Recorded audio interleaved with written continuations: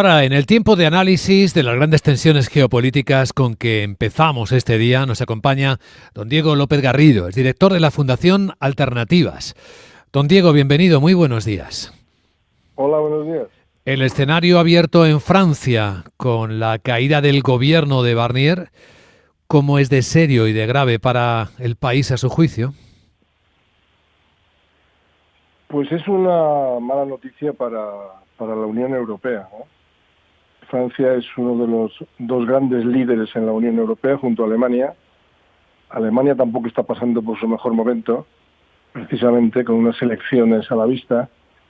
Y Francia ha tenido una importante crisis precisamente en estos días y anoche con la votación de la moción de censura que ha acabado con el gobierno de Michel Barnier, que ha durado solamente tres meses prácticamente y que no se ha consolidado en absoluto, y con una situación en la que la impresión es que domina políticamente el escenario el partido de extrema derecha de Le Pen y que por tanto pues se sitúa lejos de las mayorías que existen en el conjunto de la Unión Europea y que hacen que haya una gran preocupación en el conjunto de la Unión por la deriva que tenga Francia, puesto que da la impresión de que la escena la está dominando Le Pen.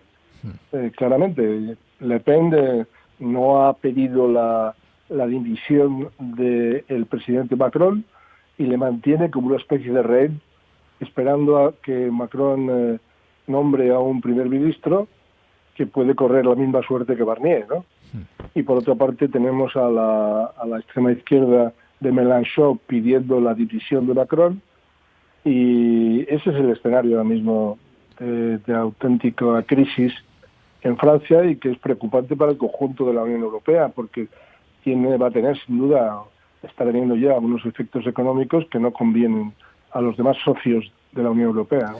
Sí, porque nos fijamos en lo más visible, la escenificación del teatro político, pero en el fondo de esto está la delicada situación económica de Francia, con un déficit del 6%, que en el momento de la vuelta de las reglas de la Unión Europea a criterios de equilibrio presupuestario, le deja en una situación muy extrema. Y aquí nos lleva a formular la pregunta en los siguientes términos.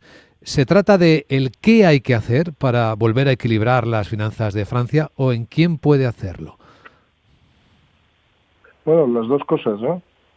Las dos cosas. El que hay que hacer para equilibrar las finanzas es algo que tendrá que negociar otra vez el nuevo primer ministro, quien sea, o primera ministra, quien sea la que elija, en este caso Macron, y esto tendrá que negociarse con la flamante nueva Comisión Europea, precisamente por lo que usted está diciendo, ¿no? Por la aplicación de las reglas fiscales, que da la impresión de que nada más que empezar a exigirse unas reglas fiscales más estrictas, menos flexibles que la situación anterior, que como consecuencia de la pandemia se flexibilizaron extraordinariamente, ahora parece que se va mucho más en serio y nos encontramos con la situación de Francia y con la situación de Alemania, ¿no?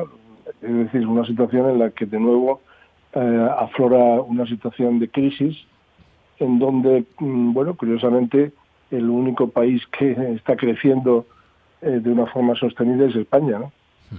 Es uno de los pocos, por cierto, que defiende junto con Alemania que vaya adelante el acuerdo de libre comercio con el Mercosur, que es otro de los focos importantes de hoy con la reunión en Uruguay, porque Francia se opone frontalmente y hay varios países más europeos que se oponen a este acuerdo. ¿Lo enterraría usted? ¿Cree que hoy va a naufragar del todo?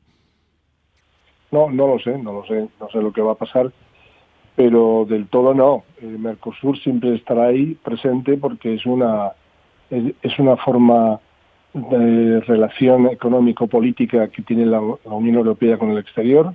La Unión Europea con América Latina empezó, recordemos, a tener relaciones serias cuando España y Portugal entraron en la Unión Europea el siglo pasado, el siglo XX, a finales del siglo XX, y es algo que interesa a las dos partes económicamente sin ninguna clase de dudas. Interesa a Europa, interesa a América Latina, por el libre comercio que proporcionaría un mayor crecimiento económico en ambos grandes escenarios político-económicos, Europa y América, y yo creo que esto pase lo que pase hoy, no va a terminarse, no va a abandonarse, siempre estará ahí, y las negociaciones tendrán que seguir hasta que se consiga unos acuerdos que satisfagan a todas las partes en los dos hemisferios, ¿no? Don Diego López Garrido, voy a pedir un pronóstico de cómo puede venir la relación de la Unión Europea con la nueva administración en Estados Unidos, del presidente electo Donald Trump. ¿Qué puede pasar? ¿Qué espera usted que pase? Yo no creo que haya una especie de ruptura entre el proteccionismo que nos anuncia Trump y la Unión Europea, porque hay lazos económicos, comerciales y políticos también entre Estados Unidos y de la Unión Europea que no se van a terminar. Sería algo que no convendría a los intereses de ninguna de las dos partes. Pero desde luego lo que sí está claro es que Trump no va a ser igual que Biden y que Trump va a tener unas tendencias claramente proteccionistas, y ya veremos cómo reacciona a ello la Unión Europea, ¿no? Y desde el punto de vista político, pues Trump ya le conocemos sus declaraciones desvinculándose algo de la Alianza Atlántica y del famoso artículo 5 de la Alianza Atlántica. Así que yo creo que Europa tiene que plantearse que no va a tener unas relaciones fáciles con el nuevo presidente de los Estados Unidos, electo, y que tendrá que potenciar su autonomía estratégica en todos los ámbitos.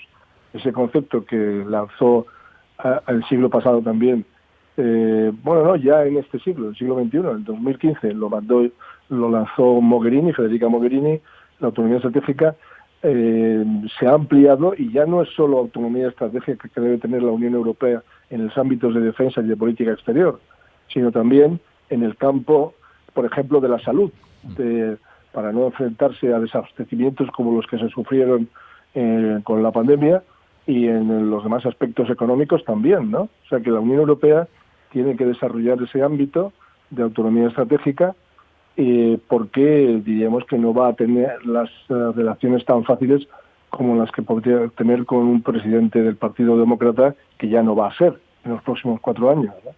¿Cómo ve de fuerte el liderazgo europeo bajo la nueva comisión con la misma presidenta Ursula von der Leyen?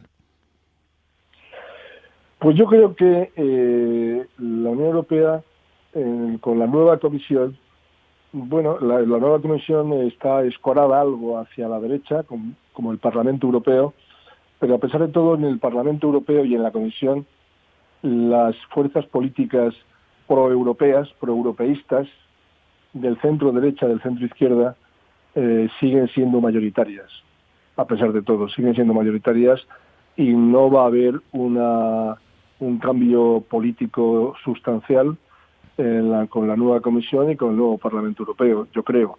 Ahí la cuestión estriba en qué va a hacer el Partido Popular Europeo en el Parlamento Europeo, qué va a hacer, si va a escorarse hacia la extrema derecha o si va a mantener una posición estratégica con los socialdemócratas y los partidos liberales y verdes dentro de la Unión Europea, ¿no? Bueno, eso es lo que tiene que decidir el Partido Popular Europeo en estos momentos.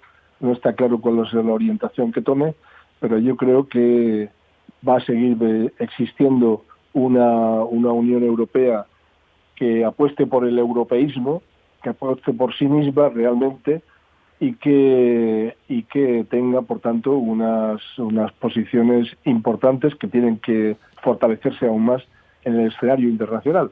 Europa tiene que apostar por ser un actor global. Yo creo que Trump no hace un aprecio suficiente sobre ello, no considera a la Unión Europea como un actor global. Y yo creo que ese es el gran desafío de los próximos años en la nueva legislatura europea, frente a los dos gigantes, Estados Unidos y China. La Unión Europea tiene que potenciar su personalidad y aparecer como un verdadero actor global en el mundo que nos va a tocar vivir en los próximos años. Usted tiene un buen conocimiento por su experiencia política. Recordamos a nuestros oyentes también como secretario de Estado para la Unión Europea. Don Diego López Garrido, director de la Fundación Alternativas, gracias por compartir su visión en Capital Radio. Le deseamos un buen día. Muchas gracias a ustedes. Buenos días.